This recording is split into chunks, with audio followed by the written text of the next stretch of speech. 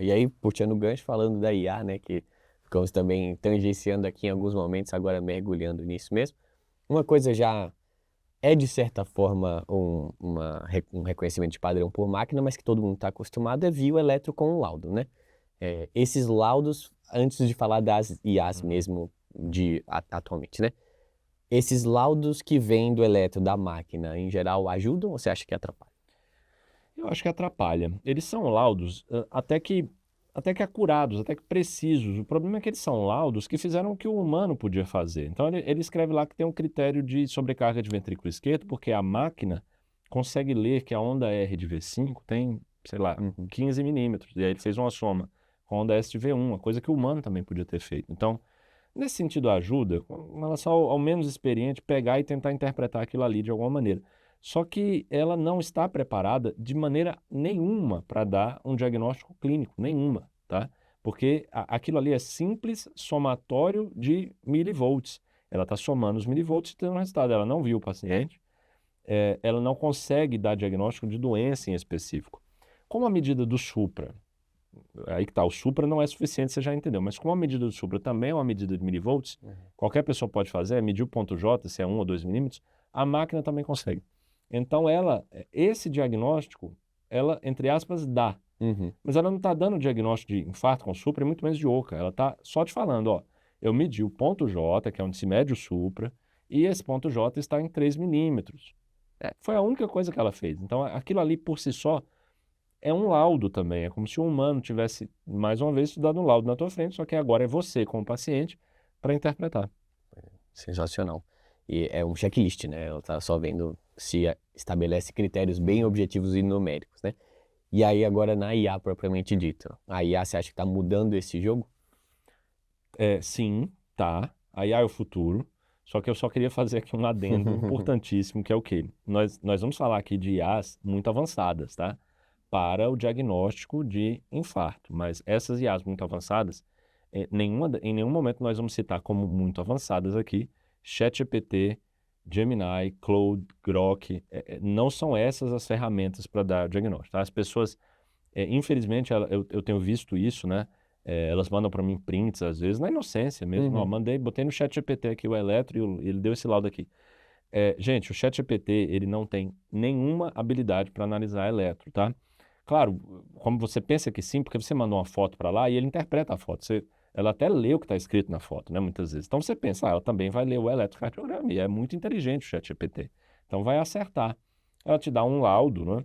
E esse laudo não é confiável. Estudos de acurácia já mostram o quê? Com todas as inteligências artificiais do tipo LLM, Uhum. que são essas que eu citei, né? ChatGPT, aquelas que você escreve e ela te responde alguma coisa, todas elas têm uma área sobre a curva para análise de eletro, para diagnósticos mais gerais, sempre no 0,5. Significa que é jogar uma moeda para Aleatório. cima. Ela está te dando respostas aleatórias, entre aspas, na verdade, ela te dá a resposta baseada no contexto. Então, teve um Uhum. estudo recente que eu acabei escrevendo uma carta depois para Resuscitation, que era o quê? A IA, ela tinha tido uma grande sensibilidade para o diagnóstico de infarto nos pacientes pós retorno à circulação espontânea de uma morte súbita abortada. Grande sensibilidade, era 100%. E a especificidade era 1%. O que é que acontece? Quando a gente foi analisar, olha o que, que os pesquisadores fizeram. Eles jogaram o eletro no chat GPT e deram para ela um prompt. Ó, esse paciente é recuperado de morte súbita cardíaca. E a gente quer saber se isso é um infarto ou não. De texto, o ChatGPT entende. E o ChatGPT Uhum. sabe muito bem que a principal causa de morte súbita cardíaca é infarto. Então, em todos esses pacientes, ele apostou, é infarto, ponto. Em todos, é por isso que a especificidade foi zero. Então, isso é sempre, Uhum. 100 e zero, ele não tem poder de Uhum. determinar nenhum diagnóstico, é moeda para cima, né? Uhum. Então, por favor, quem faz isso, pare aqui. Eu sei que parece, que ela fala com confiança, eu Sim. sei que parece que ela está te dando um diagnóstico, mas não está dando, não é assim que se vê eletro. Existem outras tecnologias para dar o diagnóstico dessas coisas. Eu vou falar de duas maneiras, né, que você pode usar o eletro para isso. Uma é, eu quero que ela me dê o laudo. Isso acontece já. Já IAs que me dão um laudo muito melhor do que aquele laudo automático que aparece. Legal. Para fazer isso, tem a tecnologia que se usa não é LLM, LLM é do ChatGPT. Não, não. É Random Forest, é outra coisa. Quem usa pouco IA talvez nunca usou. Random Forest.